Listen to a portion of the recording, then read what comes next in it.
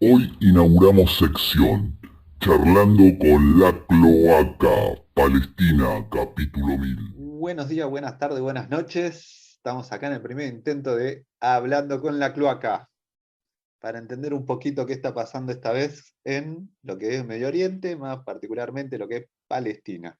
Tenemos a nuestro gran amigo, invitado, socio, compañero, camarada, Sebastián Canevar, especialista en este tema. ¿Cómo andás? ¿Qué tal, che? ¿Cómo andas, Alan? ¿Todo bien? Bien, ¿y vos? Acá estamos tomándonos unos matecitos y ordenando un poco el desbarajuste De de, un. de cuestiones sobre Medio Oriente. Bueno, arranquemos por el principio. ¿Qué mierda está pasando ahora? A ver, lo que nos llega por los medios de comunicación es que una organización palestina llamada Hamas, tildada de terrorista, está tirando misiles hacia territorio israelí. Pero bueno, eso es como contar el final de la película, ¿no?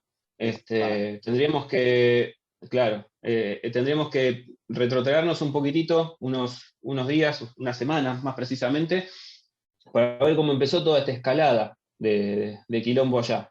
Este, Primero, en principio, hay que decir que los musulmanes ya está cerrando el mes de Ramadán, justo hoy cierra, con lo cual se congregan a rezar en forma colectiva en el tercer lugar más sagrado del Islam, que es la mezquita de Al-Aqsa, ubicada en Jerusalén, lo que los judíos llaman el Monte del Templo, que es colindante al Muro de los Lamentos. Es esta La mezquita cuestión que fue vemos. que...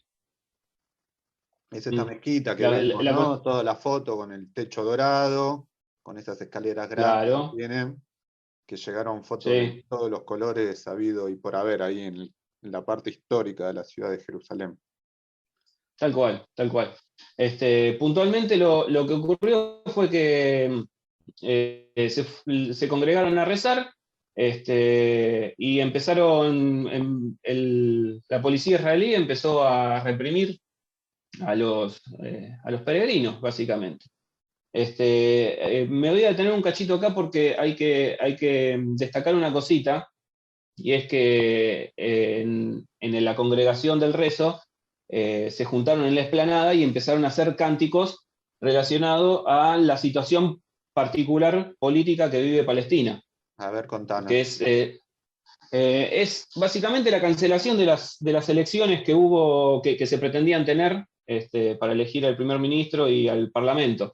Entonces, ahí el rival político de quien mantiene el predominio de representación política de Palestina, que es la OLP, el rival político es Hamas, que está en la franja de Gaza. Los militantes de Hamas empiezan a hacer cantitos apoyando a Hamas y se ven algunas banderas verdes ahí en la explanada de la mezquita. Ahí va. Este, Eso ahí entra una cuña, un clivaje, una cuña partidista, digamos, y de política interna.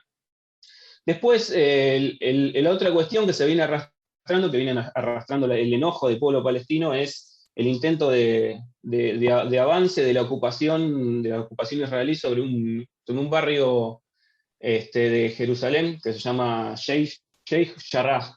Este, que hay una especie de disputa sobre la propiedad de algunas casas, las cuales los colonos sionistas se atribuyen que las han comprado en algún momento. Entonces la Corte Suprema israelí, viendo esta situación, se evitó expedirse y el dictamen de la Corte Suprema, que puede ser por el desalojo de los habitantes de ahí, de los habitantes palestinos, se postergó por 30 días. Ese es el núcleo del problema. O Una sea que vez tenemos, que... Sí, por un lado, el final de Ramadán, cuestión sí, religiosa importante si las hay para el Islam. No nos sí, olvidemos que estamos en medio de una pandemia y que ujú, desde Israel se jactan de ser el país con mayor porcentaje de la población vacunada. sí, Obviamente no incluye a los palestinos o mínimamente. Este problema claro, de desalojo y de seguir y continuar con la limpieza de palestinos de ese lugar y la interna de los palestinos, porque siempre se los toma como si fuese una cosa única, pero hay de todo ahí adentro. Sí, sí, sí, totalmente. Para comenzar con eso, si querés, desandamos el tema de la política interna de los palestinos. Dale, por Y, favor.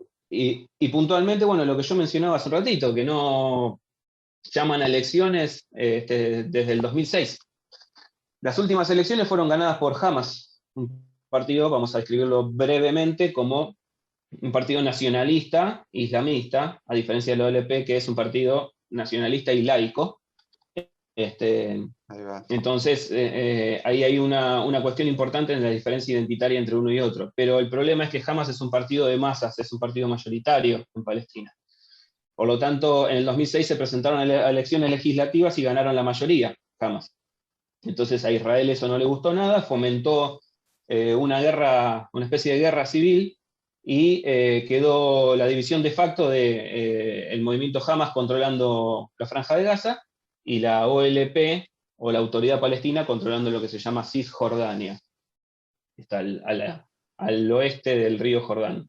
O sea, dos gobiernos. Dos Un gobiernos gobierno por distintos, dos partidos distintos.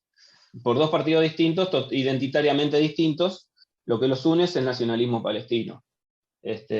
La cuestión ahora, en el tiempo presente, es que se habían puesto de acuerdo para llamar a elecciones, pero Mahmoud Abbas, el presidente de la Autoridad Palestina, las postergó, aduciendo que Israel no los dejaban votar en Jerusalén Este.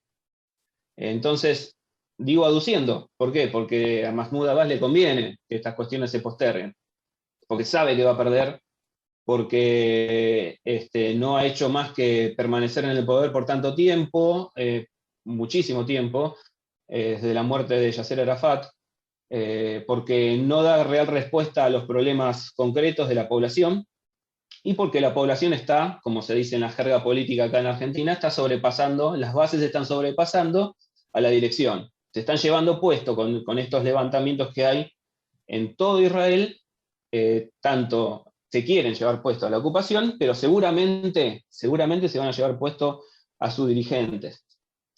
No hubo recambio, son personas jóvenes no están orgánicamente organizadas, valga la redundancia, sino que se reúnen o se avisan que va a haber movilizaciones a través de TikTok y de redes sociales, y están buscando esa cuestión de remover el polo un poco de la vetusta conducción palestina.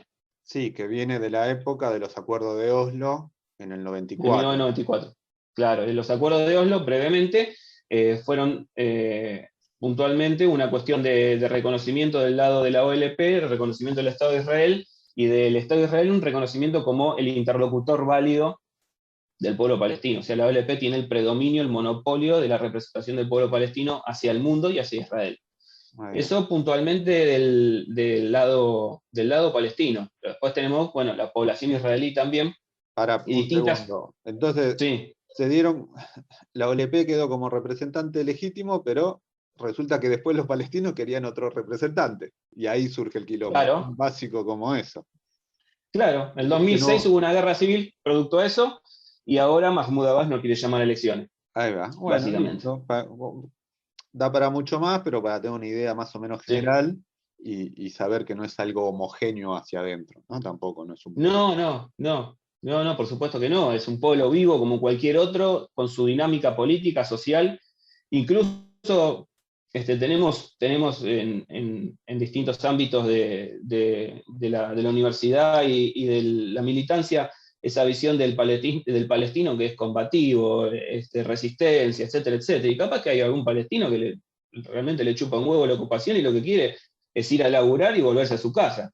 Sí. Y no lo puede hacer tampoco. O sea, Sí, sí. Y hay otros que lucran, pero bueno, es otro sí, tema. sí, Lo dejamos para la próxima pero charla. sí. Y escúchame, y del lado de Israel, porque tampoco es una situación fácil la del gobierno, No, la del primer ministro Netanyahu. Netanyahu, sí. Netanyahu. No tiene. Hay una cuestión ahí que no pueden formar gobierno. Es la cuarta vez que se llama elecciones para renovar la Knesset, que sería como el Parlamento israelí, sí, y de ahí sale en acuerdo de todos los miembros, de acuerdo al porcentaje que se elige, la elección del primer ministro. La cuarta vez que se llama elecciones y que no se pueden poner de acuerdo a ver qué primer ministro elegir. En esa cuestión, entonces el mandato de Netanyahu se va prorrogando automáticamente, no recuerdo bien si por 1 año o 2 años, pero creo que es por 1 año. Automáticamente, si no se forma gobierno, se mantiene la cuestión del status quo y sigue el primer ministro que está para convocar a nuevas elecciones y así ver de nuevo si se puede formar gobierno, ¿no? Y después tenemos una cuestión que nos llega a través de los medios, que es ese mito que vemos, que nos reflejan los medios masivos de tipo, ¿viste? Es una mezcla entre el Facundo de Sarmiento y la película 300, ¿viste? Una cosa así, es civilización o barbarie y un bloque homogéneo defendiéndose de la invasión de los 4 costados. Eso tiene mucho de mito nacionalista israelí. La verdad que habría que hacer una diferenciación que ya se aprende desde la primaria, incluso de la secundaria, entre partido, gobierno y Estado. Son 3 cosas distintas. Acá lo que nosotros estamos viendo y lo que nos llega es la visión del partido Likud del ministro Benjamín Netanyahu, que por ahora tienen, digamos, el predominio en el gobierno. Pero hay otras agrupaciones, como en cualquier otro pueblo vivo, como decía recién de Palestina, que no están de acuerdo con las cuestiones que acá el primer ministro Netanyahu está llevando a cabo y que llevó a cabo en los últimos, en toda su obra de gobierno. Sin ir más lejos, acá en Argentina tenemos un periódico que hace muchísimos años que está, desde 1948, que se llama Nueva Acción, que responde en gran medida al partido Meretz. Es un partido de izquierda, sionista de izquierda, que no está de acuerdo con la cuestión, con los manejos que está teniendo el gobierno del Likud, un partido de extrema derecha como el de Netanyahu, o de centro derecha. Y entonces lo que se ve es eso, es la proyección de una imagen homogénea, pero no hay homogeneidad dentro de la sociedad israelí, como en cualquier otra no hay homogeneidad. Ahí va. No, entonces tenemos esa cuestión. Y yo, por ejemplo, si yo fuera un ciudadano israelí, me preguntaría algunas cositas, ¿no? Primero le preguntaría al primer ministro por qué me venden un sistema de armas como el sistema cúpula de hierro que no para todos los misiles, porque ellos lo muestran como si fuera el mejor sistema del mundo y estamos totalmente seguros. Y después, ¿cómo una acción que se repite pretenden que tenga una respuesta distinta? ¿No? A ver, explícanos un poco más. La cuestión de los sucesivos ataques a la Franja de Gaza. ¿Qué significa eso? O sea, intentan debilitar a la conducción de Hamas, caracterizada como terrorista, pero el resultado no lo encuentran. Ese es el resultado que pretenden buscar, pero bombardean, asesinan civiles, rompen la infraestructura y ahora vemos que Hamas tiene cohetes que llegan a 240 kilómetros de diámetro. Eso sí es una novedad en esto, ¿no? ¿Cómo es la cuestión? Hacen una pared alrededor de toda la Franja de Gaza, está absolutamente bloqueada por mar, tierra y aire. Hace una pared con, no sé, 12 metros para abajo. Sí, hace un par de para años que no creen túneles. Hubo un barco europeo que llevaba ayuda humanitaria y voló por el aire. Sí, la Flotilla de la Libertad. Así es. Sí. No me acuerdo si fue en el 2012, me parece. No me acuerdo bien. Pero bueno, el gobierno israelí toma medidas extremas, militarmente extremas, lo que nosotros diríamos reaccionarias, y no tienen ese resultado de la seguridad que pretenden venderle para dentro de la población israelí. Y después, doctrinariamente, tienen una cuestión perdida. Ellos se manejan por el concepto de capacidad de persuasión. O sea, tengo tantos fierros y soy tan poronga que te convenzo a vos de que no me ataques, porque te voy a hacer mierda. ¿Me entendés? Entonces, esa visión de esa capacidad de persuasión la perdieron con Hamas, evidentemente, porque Hamas ataca cuando se le canta el culo. Prende el fosforito de los cohetes y salen. ¿Me entendés? Entonces no hay capacidad de persuasión posible. Tienen que cambiar la estrategia, pero Netanyahu insiste en volver a atacar Gaza, volver a destruir infraestructura, volver a matar civiles, etcétera, etcétera, buscando un resultado distinto del cual sabemos que no va a ocurrir, evidentemente. Ya pasaron 3 ocasiones, 2008, 2012, 2008, 2014 y ahora.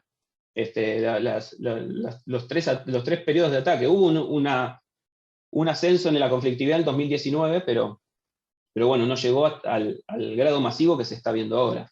Bueno, y retomando un poquito lo de ahora, es como se puso mucho el acento en lo que pasa en Jerusalén, en Tel Aviv, en Gaza, pero también hubo levantamientos en otras ciudades. Claro, sí, hubo levantamientos en otras ciudades porque hay que considerar que todo el territorio israelí, más el territorio de lo que se llama palestino, entre comillas, está bajo poder fáctico israelí. O sea, tenemos que decirlo, la opción de los 2 estados está muerta hace rato. Por lo tanto, toda la población que vive dentro del territorio controlado por el Estado de Israel, que en parte es palestina y en parte es israelí, tiene distintas cuestiones para las cuales levantarse. Una es la ocupación, principalmente. Otra es lo que decíamos antes, el rechazo a la conducción palestina. Entonces ahí tenemos en distintas ciudades que tienen población mixta, entre comillas, eufemísticamente, como Lod o Lida, que se conoce. Tenemos las cuestiones que están en Nablus, y así se van sumando ciudades que son de esta cuestión étnica distinta o mixta, y vos ves el mapa de Israel y se va prendiendo una lucecita roja, otra lucecita roja, otra lucecita roja, otra lucecita roja. Entonces después entras a los medios israelíes y te dicen que el país está pata para arriba, porque hay levantamientos en en muchísimas ciudades, no en todas, en muchísimas ciudades que buscan estos reclamos que nosotros veníamos puntualizando. O sea, por lo que decís, los medios de acá conviene mucho no leerlos e informarse directamente con la fuente de allá. Sí, lo que pasa es que eso implica tiempo, ¿viste? La gran Beatriz Arlo hacía una comparativa entre el fast food y la información que a nosotros nos llega. O sea, vos te podés clavar una hamburguesa de vez en cuando, pero sabés que es chatarra, que está hecha no con buenos materiales y que está predigerida o prearmada de antes. Informarse, digamos, y tener determinada profundidad en el análisis, necesitas voluntad y necesitas tiempo y necesitas también interés en la cuestión. Para entrar a los medios de allá, primero están en inglés, obviamente puedes poner el traductor automático en inglés o en árabe o en hebreo y te lo traducen automáticamente. Eso yo lo recomendaría, pero bueno, acá tenemos a Infobae, que es una visión totalmente sesgada, pero es bueno saber desde dónde está ese sesgo. Y tenemos también Página 12, que tiene su visión particular, y tenemos Clarín, que tiene otra visión particular, y bueno, hay que saber también quién lo dice, ¿no? Dale. Y yo te agregaría unas preguntitas más, ya para ir terminando, ¿no? Porque vos mencionás, por un Dale. lado es la lucha contra la ocupación, por otro lado es la disputa política entre partidos palestinos. ¿Y cómo Sí. se relaciona esto con el cambio de gobierno en Estados Unidos y un poco a nivel regional también? Porque la verdad que la causa palestina regionalmente como va perdiendo relevancia y entra más lo que es Irán y Arabia Saudita. Sí, mira, puntualmente por ahora Joe Biden primero no nombró ningún embajador en Israel todavía. Y puntualmente después, bueno, lo que intentó Donald Trump a través del lobby israelí es lo que se llama el acuerdo del siglo, que no se llevó a cabo, que sería como un Oslo II, digamos. O sea, es amordazar aún más al pueblo y seguir transando con las cúpulas dirigentes del Estado, o lo que queda del Estado palestino. Ahora estamos en un periodo de transición, si se quiere, suponiendo que la política estadounidense cambie. Pero déjame decirte que yo abono la teoría del Estado profundo, o del Deep State, como se lo conoce en inglés. ¿Qué quiere decir esto? Un lobby armamentístico industrial detrás del gobierno estadounidense que no permite que la variación entre partidos, entre presidentes estadounidenses, cambie esa política expansionista y guerrerista que tiene Estados Unidos. Yo creo que por ahora no va a cambiar nada en el sentido inmediato en Medio Oriente. Estados Unidos va a obligar a sentarse a negociar a las partes, como suele hacer, pero con la silla un poco más corrida para el lado de Israel, como siempre, digamos, más pegadito para la derecha, haciéndolo bien gráfico. Y nada, se juntarán a negociar, a hablar, bajará la tensión, y después se verá con el liderazgo, cómo quedará el liderazgo palestino y cómo quedará la cuestión política dentro de Israel. Bueno, por todo lo que me decís, lejos está de ser un problema religioso, como tantas veces nos repiten. No, eso es una reducción, una cosa muy simplista, muy de la guerra de las civilizaciones, muy de post-2001, de la necesidad de Estados Unidos de invadir Afganistán y después de invadir Irak, etc. Esa la vendía Bush en el 2001, ya quedó vieja. Y escúchame, mira, te quiero hacer una pregunta más para terminar, pero antes de eso preguntarte si querés decir algo más que quizá quedó en el tintero o que yo no te pregunté. Puntualmente podríamos abordar una cuestión que quizás no la tocamos, pero siempre es importante, en relación al sionismo, ¿no? ¿Qué es el sionismo? Lo que podríamos decir así muy brevemente y en general para que el que escucha pueda llegar a desglosarlo bien, es que es un movimiento político que se autoarroga el derecho de representación de la totalidad del pueblo judío, estando en Israel o fuera de Israel. O sea, ellos dicen que representan al 100% de los judíos del mundo.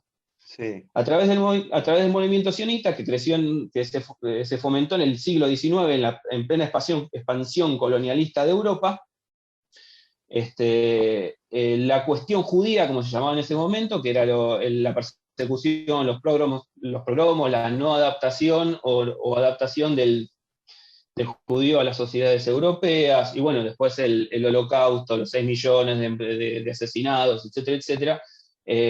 Todo ese derrotero histórico desembocó en que el movimiento sionista pueda imponer su proyecto de nación en una tierra que ya había gente, había pueblos como Palestina, ¿no? Sí. Haciendo una unión lineal entre la historia bíblica y el presente de 1948. Lo cual me parece una cuestión absurda, pero bueno. Como una conquista del desierto, pensándola en términos nuestros, a grandes rasgos, ¿no? Totalmente. En Palestina tenemos que hablar de colonizador y colonizado. Ahí va. Según lo que yo pienso. Es una línea de investigación muy seria que se da con investigadores israelíes y palestinos en la cuestión académica, ¿no? Ahora no me voy a poner a explayar esto porque si no estaríamos hasta mañana. Bueno, la dejamos para la próxima también. Bueno, entonces por lo que decís, judaísmo es una cosa y sionismo es otra. Totalmente. Por lógica básica, uno no puede representar a un colectivo al 100%. Siempre va a haber alguna disidencia, alguien que no acuerde dentro de ese colectivo, que no se sienta representado por ese colectivo, lo cual ocurre. Hay judíos que son antisionistas. Ahí va, esa es la última pregunta. Entonces, ser antisemita es distinto de ser antisionista. Totalmente, más allá de que legalmente quieran imponer las dos definiciones como una, ¿no? Que fue lo que votó la izquierda el año pasado, la izquierda argentina, el trotskismo. Y la derecha también. Y la derecha también, lo votaron todos, todos. Y después dicen que se equivocaron, que se confundieron. Eso es un debatecito que hay que dar para la izquierda. Exacto. Bueno, mientras el judaísmo es una religión, el sionismo es una ideología política. Un movimiento político, sí. Ahí va. Bueno, Sebastián, con sus características. Muchísimas gracias por tu tiempo y será hasta la próxima.